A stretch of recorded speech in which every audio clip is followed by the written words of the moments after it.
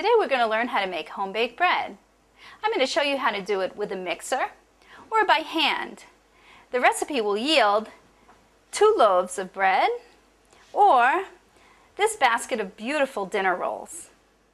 Most bread recipes call for the same few basic ingredients. These are flour, liquid, yeast, salt, sugar, oil, and eggs. Each ingredient plays an important role in the bread recipe. Let me just tell you a little bit about each of these ingredients before we start. Flour is the foundation ingredient.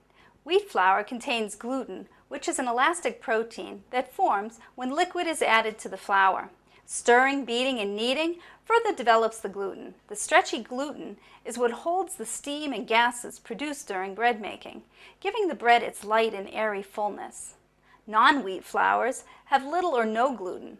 They produce breads that are dense and low-rising. These flours are often mixed with wheat flour or wheat gluten for better results.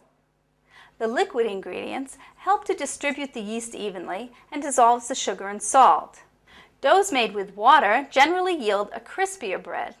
Doughs made with milk yield a bread with a finer crumb and a softer crust. Some recipes may call for scalding the milk. However, this is not necessary with pasteurized milk. Yeast is a tiny plant that grows rapidly when fed the right amount of food, moisture, and warmth. Yeast is heat sensitive. Too little heat and it will not multiply. Too much heat and it will die.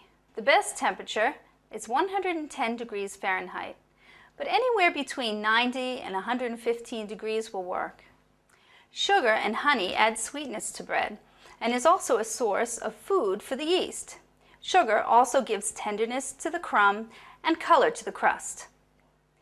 Eggs give bread a rich color and flavor. Oil or other fats like butter, margarine, or shortening help produce a soft loaf with a nice brown crust.